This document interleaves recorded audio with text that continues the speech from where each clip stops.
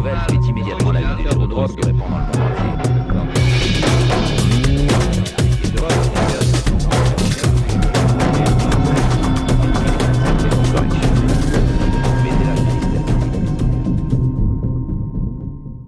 Je vais maintenant passer la parole à notre intervenant suivant. Vous le connaissez, il est déjà venu l'année dernière, peut-être il y a 2 ans aussi.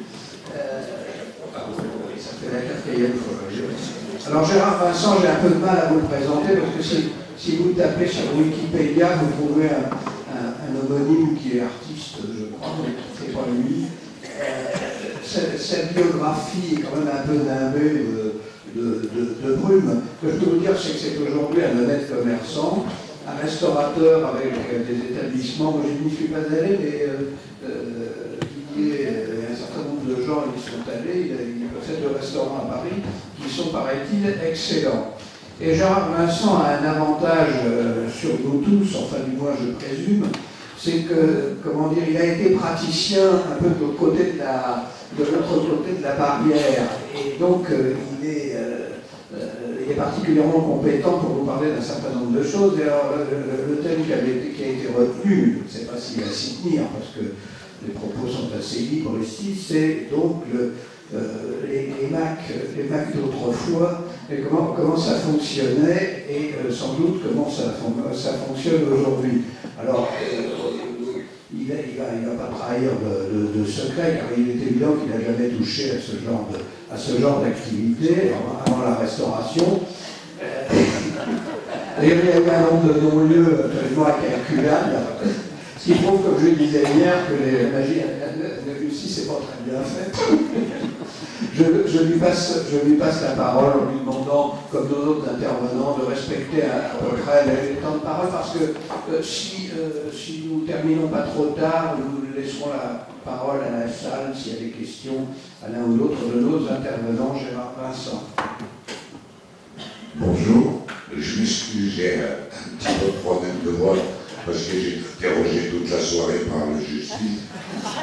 Et vous savez ce que c'est qu'avec Tils, c'est pas facile. Donc, on m'a un peu bouffé les cordes vocales, quoi. À 18h, j'étais en pleine forme, 3 heures avec Tils, je peux plus parler. Alors imaginez-vous les mecs qui vont dans son bureau. Bon, d'abord, je viens pour parler de proxénétisme, je tiens à vous dire sincèrement, j'ai jamais fait le proxénète de ma vie. C'est pas que j'ai pas voulu, c'est qu'elles n'ont jamais voulu. C'est pas du tout la même chose. À l'époque où je vivais une vie aventurieuse, c'est sûr et certain que si elle m'avait dit on veut travailler pour toi, j'aurais pas dit non. Mais il n'y en a jamais une qui a voulu. J'ai essayé d'ailleurs, parce que moi je suis né rue Montorgueil, c'est-à-dire juste à côté de la rue Saint-Denis, la rue Blondel. J'ai passé toute ma vie avec les prostituées. J'allais leur faire les courses quand j'étais bon, j'allais leur acheter des bras, j'allais leur acheter un paquet de bonbons, elles me donnaient une pièce. Et puis après, quand on a grandi un peu, on les a défendus même. Parce que, comme on était les mômes du quartier, et il y avait quelques proxénètes qui les tabassaient, qui les traitaient un peu mal, et elles venaient nous pleurer à nous. Alors on me disait, qu'est-ce qui t'est arrivé? Je dis oui, et nous on allait casser la gueule aux mecs. Donc les proxénètes, ils nous ont jamais tellement aimés, quoi. Il faut dire que les proxénètes de l'époque, il y avait 2 formes de proxénètes.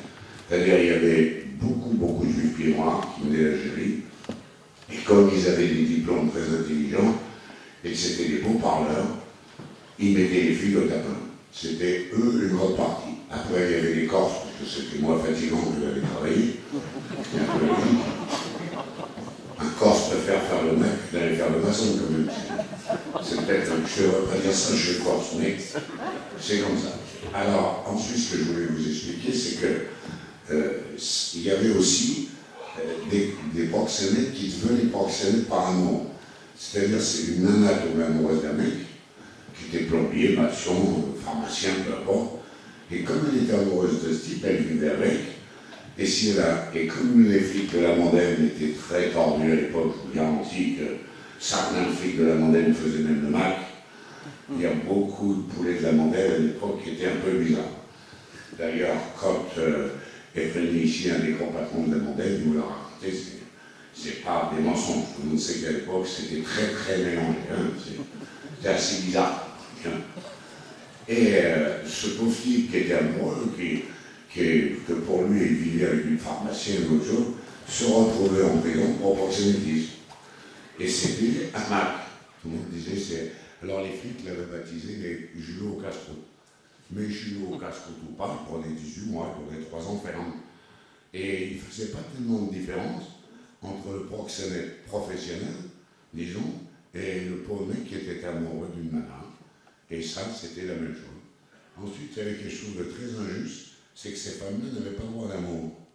C'est-à-dire qu'elles n'avaient pas le droit d'aimer un homme, elles n'avaient pas le droit de vivre avec un homme, puisque dès qu'il y a cohabitation avec une prostituée, même encore aujourd'hui, bien sûr, vous allez en prison, même si le mec travaillait, c'est-à-dire même s'il avait un salaire qui vivait le même, c'était toujours considéré comme de la prostitution de vivre avec une prostituée. Voilà ce que je voulais vous dire. Ensuite, nous, on ne fréquentait pas les proxénètes, c'est-à-dire qu'il y avait des bars différents, il y avait des bistrots pour les proxénètes et des bistrots pour les voyous. Et on ne se fréquentait pas. Je vous parle à une certaine époque. Après, ça s'est complètement mélangé. Après, il y a des voyous qui sortaient de prison et qui se sont dit, au lieu d'aller braquer, c'est peut-être mieux de prendre de l'argent en faisant l'amour. C'est peut-être plus intéressant. Mais il y a une grande époque où il y avait une haine presque entre les autres. Même en prison, on n'était pas très copains, on les appelait les harengs, les poissons, les maquereaux, les souteneurs. Les souteneurs, c'est plutôt eux qui étaient soutenus. Mais on appelait ça comme ça. C'était assez particulier. Ensuite, que je peux vous dire sur ce monde-là, c'était quand même un monde où il y avait une vie extraordinaire. D'abord, vous prenez la rue Saint-Denis, la rue Blondel, tout ça, c'était noir de monde. Vous auriez cru qu'il y avait la foire du trône, qu'il y avait la fête foraine. 24 heures sur 24, il y avait du monde qui passait, qui montait, qui descendait. C'était vivant, quoi. Et à Saint-Paul, vous savez, Et puis, il y avait aussi des proxénètes qui passaient leur vie devant la gare devant les gares et qui attendaient les filles qui venaient à Paris pour faire les femmes de ménage. Alors les pauvres filles, on les repérait vite, elles avaient leur valise, elles avaient un petit manteau, elles descendaient du train, et il y avait un mec charmant qui lui portait sa valise, et puis qui l'invitait à dîner dans un grand restaurant où elle n'avait jamais vu ça de sa vie, qui lui offrait un pot manteau, qui l'emmenait dans les beaux endroits, qui la faisait rêver. Et la pauvre gamine qui arrivait de province, elle était au paradis, quoi, elle venait. Et puis au bout de 2 mois à peu près, il lui expliquait qu'il était dans la merde. Il disait, là, il m'arrive une catastrophe, j'ai les poulets qui me cherchent, je suis en cavale, j'ai tué 2 mecs, donc tu comprends, il faut que je me sorte de là. Tu sais, si tu allais travailler juste un petit moment pour me dépanner, ça serait bien, quoi, mais juste un peu, hein. Et il a présenté toujours à une copine qui travaillait. Donc cette fille qui travaillait, il lui faisait mettre sa plus belle robe, son plus beau manteau pour la présenter. Donc la gamine, elle voyait une nana qui arrivait en manteau de vison, qui arrivait avec des bijoux, des fois même qu'on lui avait prêté. Et il dit, tu vois, si tu vas me dépanner pendant 15 jours avec ma copine, tu verras, ça va, on va s'en sortir à merveille. Et c'est comme ça que la fille se retrouvait sur le trottoir. Et il y avait 95%, non pas, comme on peut croire par les coups, les menaces et tout, non, c'était par amour.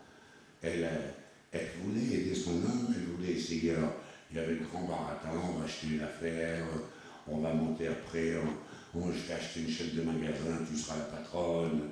C'était tout ça qui était dans le cinéma des proxénètes. Et puis, il y a eu d'un seul coup, ils ont fermé tous les hôtels. Là, déjà, ça a un peu baissé les chiffres d'affaires de ces messieurs. Après, ils étaient un peu emmerdés quand même. Alors après, ils ont trouvé une solution. C'est-à-dire, ils ont loué les studios.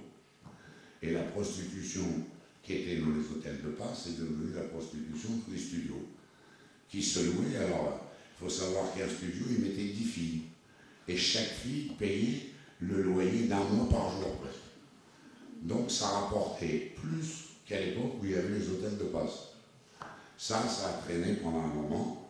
Il y avait par quartier 1 ou 2 mecs ou 2 ou 3 nanas qui dirigeaient les studios. C'est elles qui avaient les studios. Et puis un jour encore là, ils ont dit, bon, peut-être là on a un peu poussé, ils ont fermé les studios encore une fois. Et là, ils ont fait que les filles étaient vraiment à la rue et qu'il n'y avait presque plus d'endroit pour arriver à faire ce fameux boulot.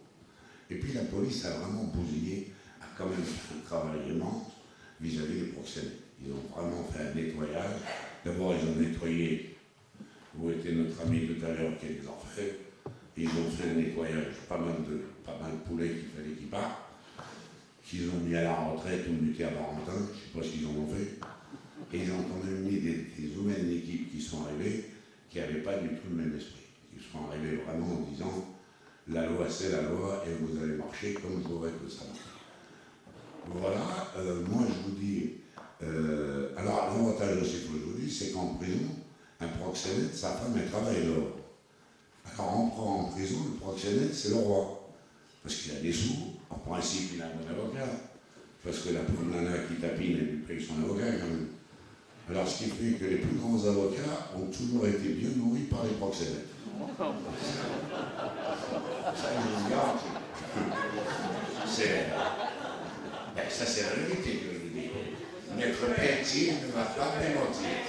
Bien sûr que ça se perd. Et entre une pauvre mère de famille qui fait des ménages. Il a dit ça se perd, l'avocat. Oui, c'est des proxénètes qui se perdent, c'est pas les avocats. Ne confondez pas les deux choses, la sorte. Et c'est facile à comprendre. Quand vous prenez une pauvre mère de famille que son gosse avait fait une connerie et qu'elle est en prison, elle allait voir l'avocat, mais elle avait peu de moyens. Quand l'avocat, la fille, elle rentre dans son bureau, elle lui dit « Je suis prostituée, je travaille rue Blondel et je gagne 10 000 € par mois. Est-ce que vous croyez que l'avocat va diminuer ses honoraires ?» Est-ce que vous croyez, en plus, c'est presque toujours les mêmes dossiers, ça ne leur demande pas de faire des trous dans les routes. Ils n'ont pas besoin de bosser 6 mois pour étudier le mec qui est proxénète, c'est facile à établir pour des flics et c'est facile à défendre pour un avocat. Et c'est facile à juger pour un juge.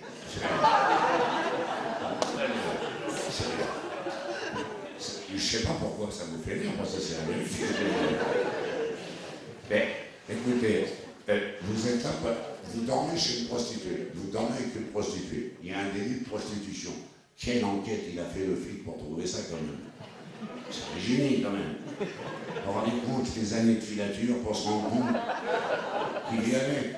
Le juge, on lui amène le dossier. Vous vous rendez compte le boulot? Le juge, il faut qu'il calcule combien de fois la fille a dormi chez le mec et après l'avocat pour plaider. Vous vous rendez compte? Vous ne voyez pas le travail d'étude du dossier. Voilà, je tiens à vous dire que mon client, c'est pas de sa faute. Il a été tenté par amour. Il prenait quand même 3 000 €, 3 000 € par mois, hein, minimum. Ça, je vous parle du SMIC. Alors, tout ce système de proxénétisme, ça entretenait les bars, ça entretenait les hôtels, mais ça entretenait aussi la justice. Faut pas l'oublier quand même. Ça, tout le monde a l'air de tout le monde croit que... Alors, quand vous aviez des audiences à Paris, il y avait 20 proxénètes qui passaient l'un derrière les autres.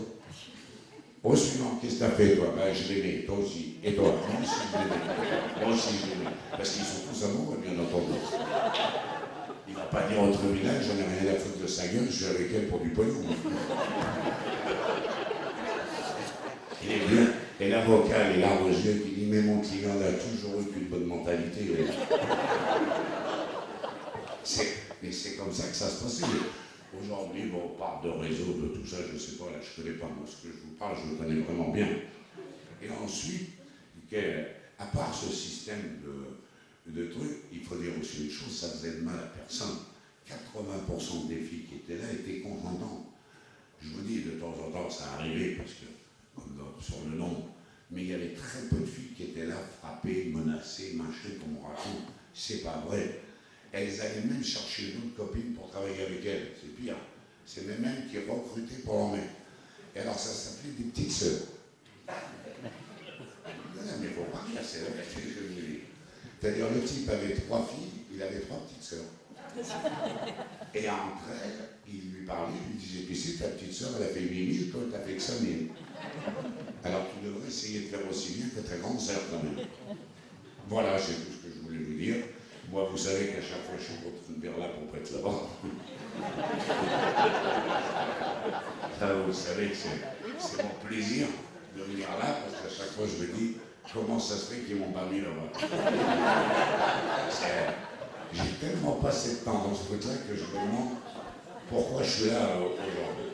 Voilà, je ne vais pas faire plus long parce qu'après, notre président il va me dire, toi, tu as encore été trop long.